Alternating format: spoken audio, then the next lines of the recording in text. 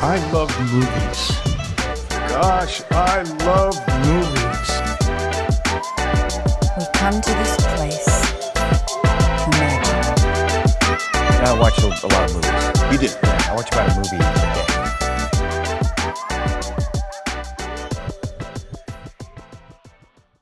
Welcome to Cinephomaniacs, a podcast by and for movie lovers. I'm Andrew.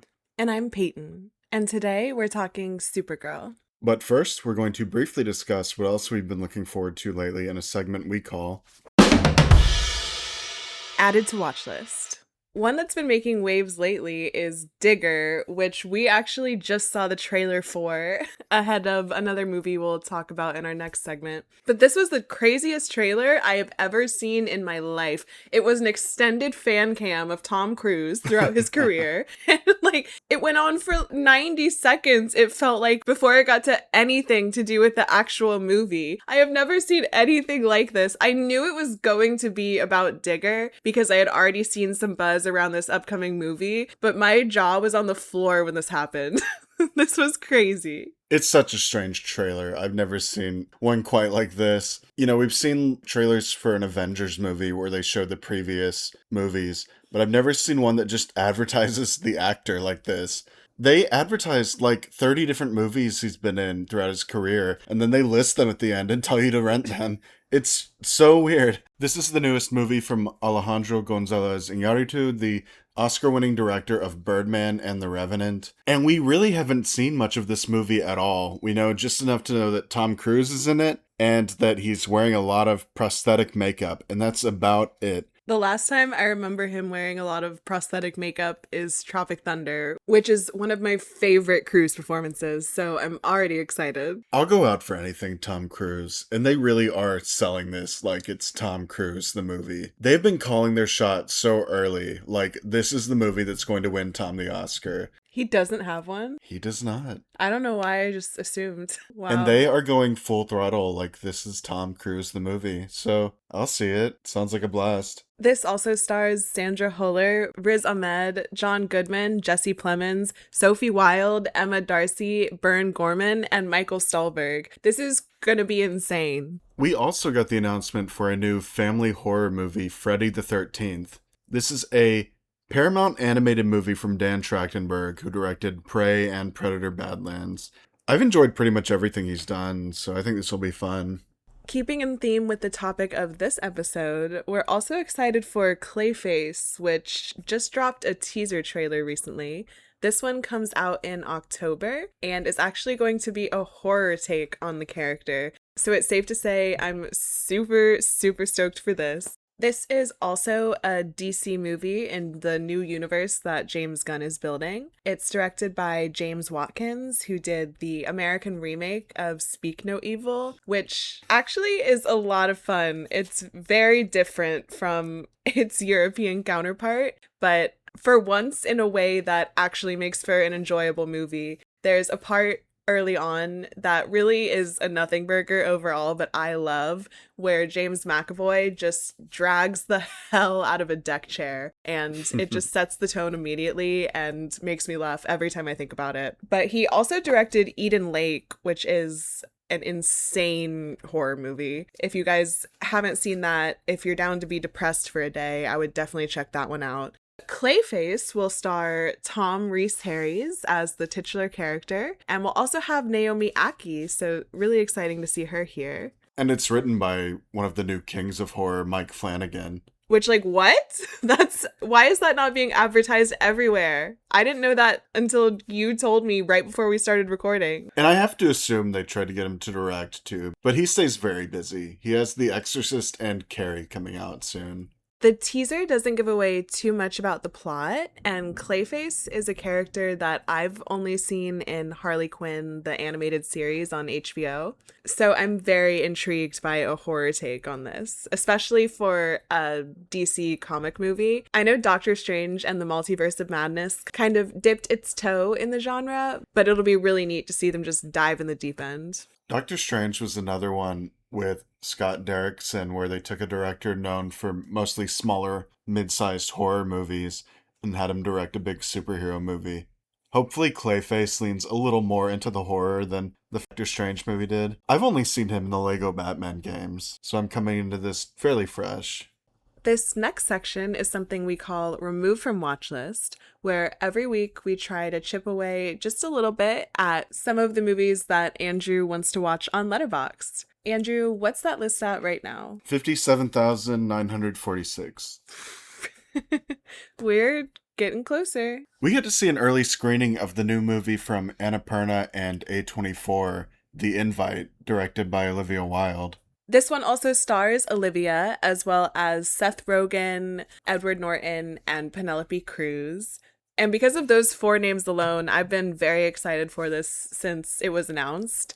And honestly, I think it surpassed my expectations. This was really fun. I really liked Olivia Wilde's first movie, Booksmart, but I think Don't Worry, Darling was a pretty big miss. But this one felt a whole lot stronger overall. And I think it's really interesting that she's directed 3 movies, and they're 3 very different movies stylistically. Yes, my Letterboxd review for this was it's Who's Afraid of Virginia Woolf if it wasn't deeply evil. And I think that's the best way I could describe it. I thought the relationships between both couples and between the 4 of them as a unit were so interesting, so enticing to watch the entire time. I did think that Olivia Wilde kind of got the short end of the stick in their arrangement a little bit because, of course, whoever goes with Penelope Cruz, I think, is the clear winner here. This movie ends with an emotional gut punch and then just a beautiful, sweet moment that really moved me. So I think you all should run to see this when it officially releases. I do agree that Seth Rogen got the better end of the deal here, getting Penelope Cruz in the swinging arrangement. Should I read Who's Afraid of Virginia Woolf? It is a classic. Finally, in honor of Pride Month, we saw A Nightmare on Elm Street 2, Freddy's Revenge. I love Freddy Krueger. He's probably my favorite of the horror icons. Despite that, I haven't seen this one in about 10 years now, and I forgot just how much fun it was. The use of practical effects, as always for these movies, is so much fun. In particular, there are 2 scenes where you can tell they put so much work into some creatures that are only on screen for maybe a minute at most, but I just love how much goes into all of that throughout this entire movie. The plot is so fun, so coherent, and all the actors are really giving it their best. I really liked the actor who played Grady. He was so funny. The scene where he's drinking 3 milks and chewing his food as he talks. He talks with his mouth full for the entire scene. I love that choice. The dad was such a dick. The dad, honestly, if he had believed his son, we could have avoided a lot of what occurred throughout this movie. Or, I don't know, maybe not, honestly. Maybe they were screwed the moment they moved into the house, but the dad was such a dick. This one follows a family who moves into the house where the events of the first Nightmare on Elm Street occurred 5 years after everything went down. And Freddy's spirit has been lingering here, and now that there is new blood in the home, he possesses our protagonist Jesse and tries to get him to start committing crimes again on Freddy's behalf so that Freddy can go stronger, because of course he feeds off of the fear of his victims. It's an interesting spin on the premise of the original. Jesse being in fear the whole movie of Freddy taking his body and committing these murders with it. I think so too. It's definitely a way to keep the franchise fresh. And this has built quite a cult following in the queer community over the years, to the point where Regal programmed it as part of their Pride Month series. We were so excited when we saw it on the list. This is not a movie that's explicitly queer. If you ask the writer or director, they'll swear up and down that none of it was intentional, but it's very much there, and it's kind of hard to not see it. Well, it's all right. It's showtime, folks. And now, for the reason you're all really here, let's get into Supergirl. This is the second feature film in James Gunn's new DC universe. In 2022, so 4 years ago now, it was announced that everything in the previous DC cinematic universe would be essentially wiped clean, with James Gunn of Guardians of the Galaxy fame and Peter Safran becoming co-CEOs, and essentially building a new DC universe in the style of the one that Marvel has so successfully, at least until recent years, built out themselves. James Gunn announced Supergirl as one of the first 10 projects they would be doing in the DC universe in 2023. This is based on the 2021 miniseries Supergirl Woman of Tomorrow, written by Tom King and illustrated by Bilquis Evely. Disclaimer, we have not read Supergirl Woman of Tomorrow, so that will not be a factor in our review. This movie stars Millie Alcock as our titular Supergirl. She is an Australian actress born in 2000, whose breakout role was playing Rhaenyra Targaryen in the first season of House of the Dragon on HBO. As many of us might know, House of the Dragon in season 1 has a time jump about halfway through, where of course, the characters are played with different actors now because they are significantly older. And while Emma D'Arcy has really taken on the role of Rhaenyra, a lot of people have shared the sentiment that they wanted to watch more of Millie and that she really was a standout in that series. Joining Millie Alcock on the cast are Matthias Schoenaerts as Krem, Eve Ridley as Ruthye, David Krumholtz and Emily Beecham as Supergirl's parents, David Corenswet reprising his role as Superman, and Jason Momoa as Lobo. This is the first feature film written by actor and playwright Anna Negueria. And unbeknownst to me, until after the movie, it was directed by Craig Gillespie. I went into this thinking it was directed by James Gunn. So did you watch this whole movie thinking it was a James Gunn movie? I did. That must have been so disappointing. Or we could say it was a relief after when I found out that he did not direct this. Did you think the gun was jammed? I liked a lot of this, as we'll get into. There's a lot of positives here. Not as many as in Superman or other projects like Peacemaker, which if you haven't watched Peacemaker, which is also canonically part of this new DC universe, please go watch it ASAP. I love that show so much. I am obsessed with everything about it. I think it's perfect. And because of it, I trust James Gunn with everything about this. Craig Gillespie has one of the most unusual filmographies I've seen for a director. Everything from Lars and the Real Girl to I, Tonya. The last time he directed a movie on this scale was the Cruella remake.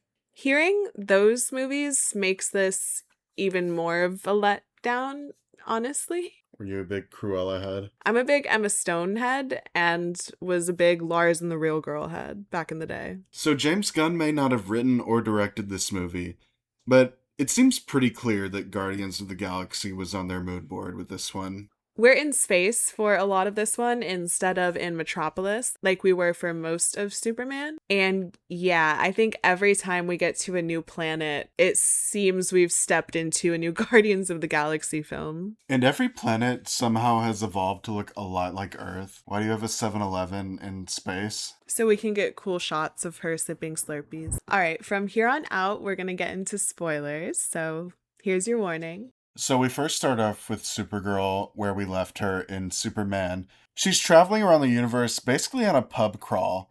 She can't get drunk in a planet with a yellow sun like Earth, so she's reluctant to go spend time with her cousin Clark. Instead, she's flying around to planets with a red sun, which she's native to because there she's just a regular person. Therefore, she can get drunk. When the movie begins, she is celebrating her 23rd birthday alone. All she has in the universe is herself and her dog, Krypto. So she's not alone. She has Krypto. And a very annoying cousin who's constantly FaceTiming her. Yeah, the David Corenswet cameos start early on. I think we got just enough David Corenswet to not be annoying. We do get periodic reminders that he exists throughout the movie. We then cut to the Knoll family, who are a swordsmith and his wife and children. We don't really get to know them that well before they are invaded by the Brigand clan led by Krem. The Brigands are sort of like a Mad Max faction, traveling the universe, We'll talk a little more about what they're getting up to later. But they're there to get these swords that this guy has forged, because apparently they're the best swords in the universe. Unfortunately for the Knoll family, things go poorly and they're all killed except for Ruthie, who manages to escape with one remaining sword. Ruthie, who is probably 12. Yeah, I'd say 12, 13. Ruthie immediately begins her quest for vengeance, telling pretty much anyone who she comes in contact with that she is looking for Krem and will give them her father's last remaining sword if they will help her find him and kill him. In doing so, she encounters Supergirl, who she finds at just the right time for her because Ruthie has walked into one of the bars that Supergirl is drinking in, and all of the big mean space baddies in there want her sword. One of them just walks right up and takes it from her, and this is where Supergirl first steps in. Yes, and Supergirl doesn't really care about the quest for revenge at this point, but she does care about some big guys bullying a little girl. And this is actually an interesting fight scene for me because we are on a planet with a red sun where she's just a normal person in this world and drunk. So it's fun to see her fight in a setting where she's vulnerable and she doesn't have super strength, so it's just entirely up to her skill. The next day, Ruthie is in Supergirl's ship, which is basically an RV. It's like a space RV, begging her to join her on her quest. Supergirl's not interested. However, the brigands show up here as well and go looking through Supergirl's ship. And to be honest, I don't really remember why they're there. Are they looking for the sword? Or I couldn't tell you either, to be honest. But it doesn't really matter because what really kicks the plot off is that Krem shoots Krypto, the superdog, with a poison dart. We then learn that the brigands use a certain poison that over the course of 72 hours will paralyze and eventually kill anyone who it's used on. They also, though, thankfully carry an antidote on them. So now Supergirl begrudgingly agrees to join Ruthie on her quest because she now also desperately needs to find Krem if she has any hope of saving Krypto, who is just the cutest little sweet baby in the world. Oh my god, this scene is hard to watch. This also makes it the second consecutive DC movie where Krypto being imperiled kicks off the plot. Poor Krypto. It's also the premise, more or less, of Guardians of the Galaxy Volume 3, with Rocket getting injured early on and them having to go across the galaxy to save him. Supergirl sets off alone on a quest to get the antidote to save Krypto, basically taking the Spirit Airlines of the sky. Ruthie is also there. She has followed Supergirl against her pleading. As they're taking this plane, ship, bus, it is taken hostage by raiders who want to steal everything. And this is where we really get to see Supergirl shine for the first time. She's been on a planet with a red sun up until now, so like Andrew said, hasn't been at full power. But just when it looks like the Raiders are gonna win and take the ship over, Supergirl sees a yellow sun on the horizon, and she tries and tries to get the ship itself over there with no help from a fun little cameo character played by Seth Rogen. He's just a fun little guy. Fun little tiny spaceman. I think it's cute to have like a 3-inch tall guy have Seth Rogen's voice. It was precious. They're not able to get the ship moving because the Raiders have disabled the engines. So one of them finally just pushes Supergirl off the ship. Supergirl is succumbing to the vacuum of space. She's freezing and has no oxygen. But luckily for her, at just the right moment, the yellow sun rises and saves her. And we finally see her at full strength. Millie Alcock is so badass in this role, even when the film itself isn't its strongest. She just brings it the entire time, and this is absolutely one of those moments. It's very fun to see her zooming around the Raiders ship and disabling it, just leaving them in shock, saving the day, getting back the stuff that they had already taken from the passengers. Some sentimental things for her and Ruthie. And yeah, Millie takes what honestly isn't that stellar of a scene and really shines in it. She put her whole Alcock into it. Yeah, there were definitely moments in this movie that made it worth watching. I wouldn't say it was a total wash. Supergirl manages to tie up the raiders and interrogate them. She uses her heat vision to come close to their heads and threaten them. Unlike her cousin, we get a sense she might actually do it if she needs to. I know technically this character is a riff on Superman, but heat vision will always make me think of Homelander now. The raiders reveal that the brigands are on the planet Bilkis, named after the illustrator of the comic Bilkis Evely. Supergirl and Ruthye go there to a bounty hunter bar, basically the cantina from Star Wars, where they get into a little bit of a fight and Supergirl handily defeats all the big guys in there. Some of whom are brigands, which honestly immediately makes them look very not intimidating when they are supposed to be the main villains of this movie. And it's here we learn that the brigands are intergalactic sex traffickers, basically, who go around to different planets that have essentially been destroyed, no real civilization left, like this one, and find women that they can take to be their wives and carry on their race. Yes, they're described as an all-male species, so they're looking for women to continue their race, which doesn't really make sense. It's kind of a contradiction. And it's repeatedly suggested that the 13-year-old Ruthye is more of a target for them than the 23-year-old Supergirl. Which is disturbing. But also, strangely enough, it feels like they're scared to actually do anything with this. Of course, telling us that they're sex traffickers is sinister. I'm not implying that it's not. But there's never a moment, in my opinion, where it feels like Ruthye is in any actual danger. And we even see some of these wives that have been kidnapped, and it seems like just the most sanitized version of this that they could do. And I understand that they want to make this as family friendly as possible, I'm sure. But this was advertised as a much grittier, darker, more violent version of the Superman movie we got that wasn't afraid to really go there. And then it felt like with every opportunity they were given, they failed to really go there. Well, I'd say that Superman's Israel allegory had a lot more bite than this ever does in regards to sex trafficking.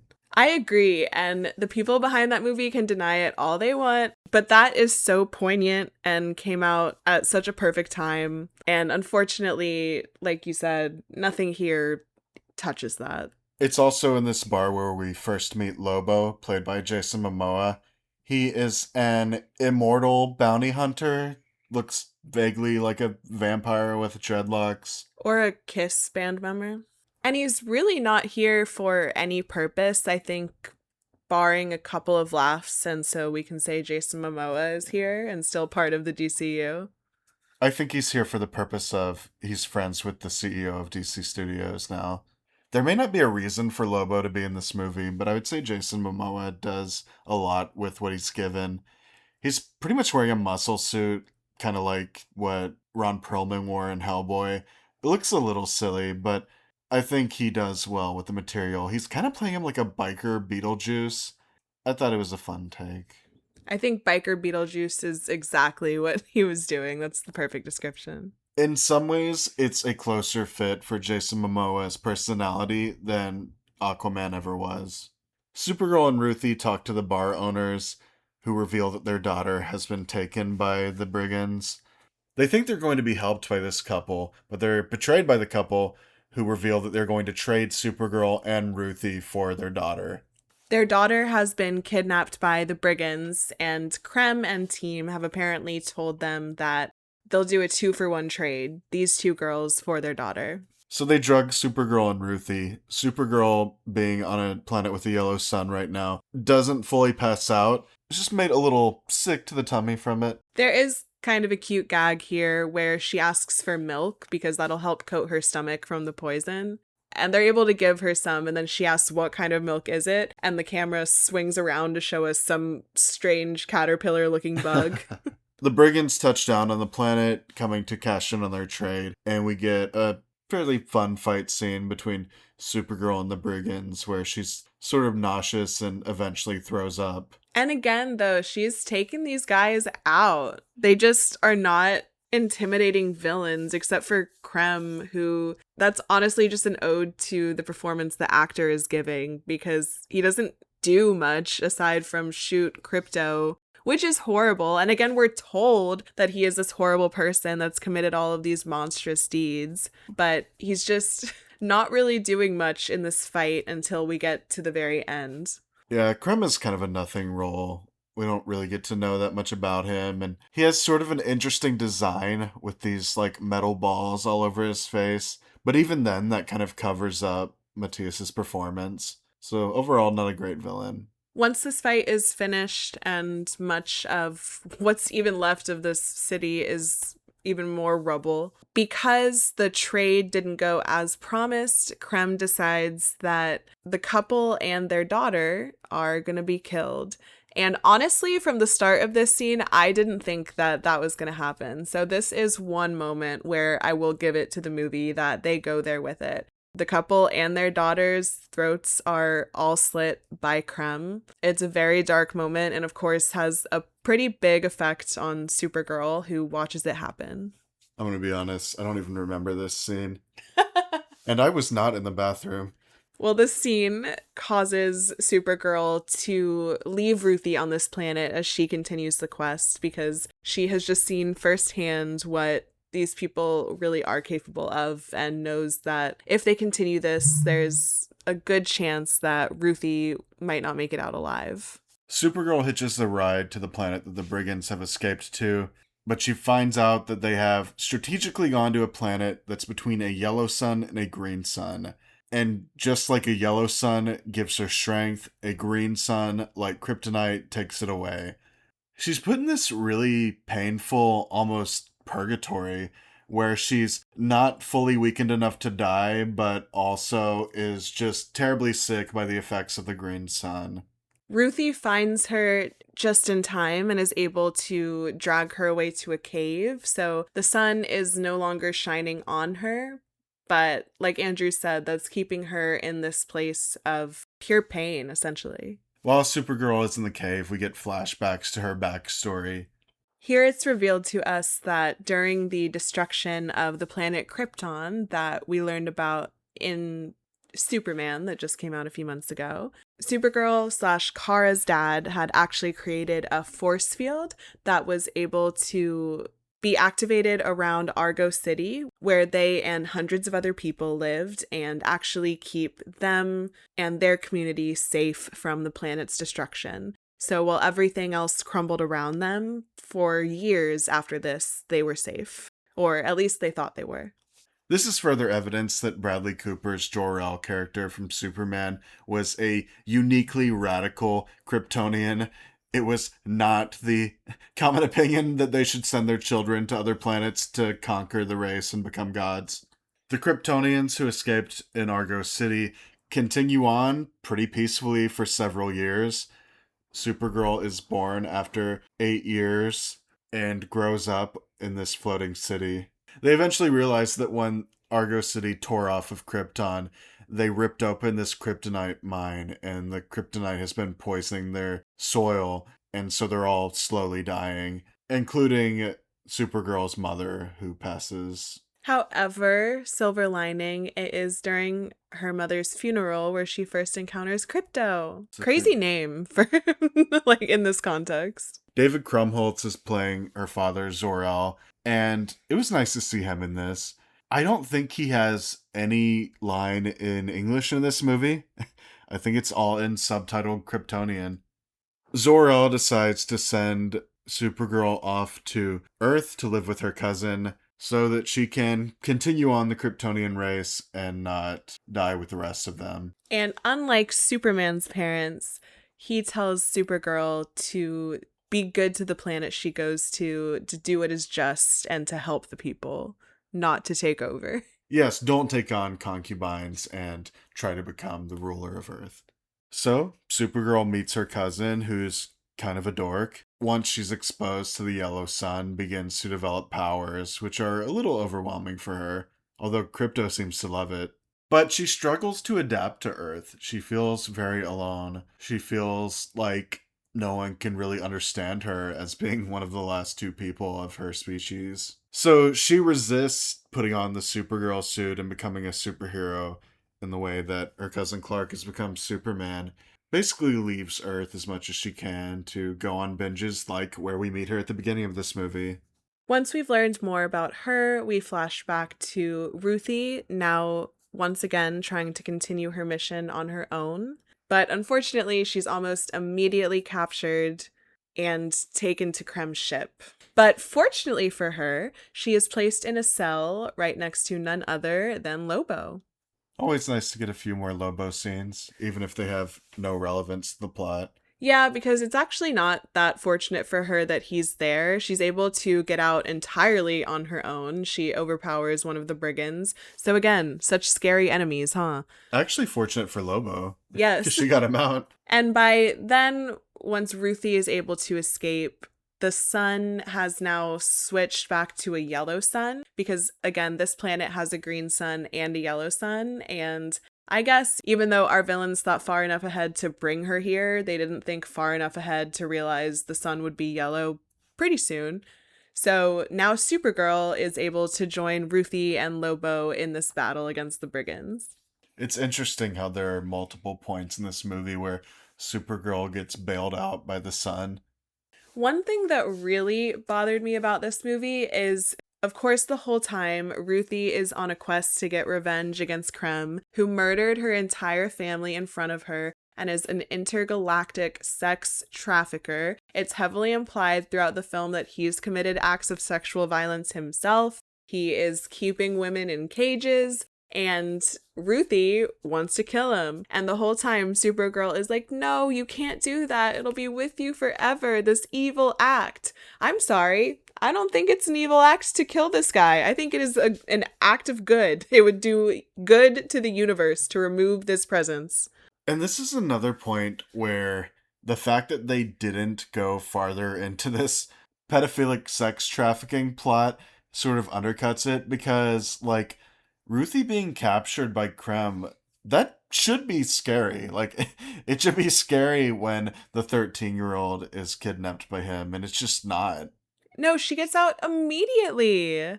And throughout this final fight, which has a horrible needle drop, by the way, I'm sorry. James, you usually eat with those, but this was a miss. Jimmy may eat world, but this cover did not eat. During this final fight, Krem just barely brings it. It feels like it's just a montage of Supergirl and sometimes Ruthye, sometimes Lobo taking out these guys until finally Ruthye is standing over Krem, ready to kill him, as she should. Supergirl convinces her not to for some reason, and then walks up with Ruthie's father's sword and immediately kills him herself anyway. Which, it's good. We're so happy that this guy is dead, that Ruthye and Supergirl have won, that Ruthye technically gets her revenge in a way, and Supergirl gets the antidote for Krypto. But it just killed me that they kept stressing it would be such a horrible thing if Ruthye killed this literal intergalactic sex trafficker that murdered her family in front of her. I was glad that Supergirl killed him at least. I think it would have been disappointing if he lived. But it's just such a played out trope. I mean, the idea of if you kill them, you're as bad as them. I don't think that if you kill, like, Pirate Epstein, you're as bad as him, personally. Yeah, especially if you're a 13-year-old girl whose family he slaughtered right before your eyes. I can only think of, like, one or two movies that have had that plot point and were better for it. Like, The Dark Knight is one that I think actually did that plot point well, but it made sense within the specific story they're telling. I think that as a society, as a superhero film landscape, we're really past the point of it being such a horrible thing for the superheroes to kill people. The Incredibles kill people. The movie doesn't drag too much after this. We wrap up things pretty quickly. Ruthye and Kara almost say their goodbyes, but go off for one last hurrah, one last pub crawl together. And we end with Supergirl making her way back to Earth, and specifically Superman's apartment. Of course, Krypto promptly starts destroying things, getting into food. But overall, Superman and Supergirl seem happy to be reunited. And it's clear that this will be a team that is working together, I presume, moving forward in the DCU. And it's not about him at all, but I love David Cornsweet as Superman. I think he just has the exact perfect look, plays it perfectly, speaks with the perfect cadence, does everything perfectly. And honestly, Millie Alcock, even though I think this movie was not as enjoyable for me as the Superman film was, again, she is an absolute rock star here. She deserves all of the flowers. Every time there is some sort of big battle, even when things don't work, she is bringing it, and she's just electrifying to watch. And she is in the second Superman movie, Man of Tomorrow. So we'll be looking forward to seeing her alongside Superman and Lex Luthor in that. Shout out Nicholas Hoult. I felt that David Cornsweet was just like predestined to be Superman. Nicholas Hoult was like surprisingly good as Lex Luthor. He pulled some really interesting things out of that character. Millie Alcock was good in this movie. I don't fault her at all for it. This is not the version of Supergirl we would traditionally get. It's only existed for like 5 years. This sort of party girl, hard drinking Supergirl. And I think she did it really well. One of the things that first introduced people to her, other than House of the Dragon, was her awards show moment where she's kind of drunkenly giggling and hiding behind her co-star when they all have to take the stage. And she's talked a lot about how that moment has led to her getting more offers, more so than her actual acting has. Good on her for landing in such an appropriate role for her. I liked seeing Matthias Schoenaerts in this movie. He strikes someone who's a better actor than his filmography would suggest. I think that he's going to be nominated for an Oscar one day with the right role. Unfortunately, this is not that role. He's really not given a lot to do here as Krem. Everything we didn't like, I think we were pretty open about as we talked through it. This feels much more generic than Superman did or Gunn's other projects in this universe like Peacemaker and Creature Commandos. The music doesn't hit nearly as hard, and side characters just don't do as much, despite Lobo being really fun and even a Seth Rogen cameo. We love a Seth Rogen cameo. It's very, we have Guardians of the Galaxy at home. I think it could have been made more powerful by taking the sex trafficking plotline more seriously or treating it with more reverence, because like Andrew said earlier on, I think that's part of why the Superman movie hits so hard, is because of the clear connection between, I'm blanking on the names of the two countries right now, but between those two countries and the genocide that is currently happening in Palestine, or even Gunn himself has said that there are parallels there between Russia and Ukraine. So I think if there had been something in this movie that hit like that, it would have been much better, but they just seem afraid to actually go there with any of the really substantive material. And there are a lot of holes in this movie just as a piece of filmmaking. It runs about 100 minutes, which is pretty short for a superhero movie. And there were several scenes where I got the sense that they would have run longer. They just really had to chop them down. For example, getting to know Ruthie's family. We barely meet them before they're killed. And the way it's cut, it's actually really silly because like her brother just jumps out and is immediately shot by the brigands, not knowing they were there. Unfortunately, this seems like a recurring problem. I can remember in both Captain Marvel movies, there was like a whole second movie on the cutting room floor, and they just kind of reassembled a new movie out of scraps. This is not nearly that cobbled together. It mostly holds together pretty well, but it's still not the most exceptional piece of writing or anything. I think this is a reasonably enjoyable time, but it's still like a pale imitation of better versions of this that we've seen. I agree. I think this is worth seeing for Millie Alcock alone. And I'm still very hopeful for the future of the DCU, given that I did have fun with this, and Peacemaker, Creature Commandos, and Superman are, in my opinion, so good. So I don't think that the gun is jammed. But this was a letdown compared to the other projects we've gotten so far. This is the first one he hasn't written, so maybe that's the problem. Maybe they're just missing their secret sauce. Those are pretty much our thoughts on Supergirl. Thank you for joining us to chat about it. You can find Cinephomaniacs and hear our thoughts on a bunch of other movies on Spotify, Apple Podcasts, or anywhere else you like to listen. Follow us on Instagram for behind-the-scenes looks and fun memes to relate to the episode. Follow us on Letterboxd to see lists of all the movies we discussed in this episode, everything we've removed from watch lists in the past, everything we've added to watch lists in the past. We talk about a lot of movies. No need to write them all down. We did that for you. You can also find Andrew on Substack at Andrew Likes Movies, where you can read all of his thoughts on movies like this and a bunch of others. We can't wait to talk to you some more in our next episode. Thank you again for joining us. This has been Cinephomaniacs. Did you nut? Because usually you nut.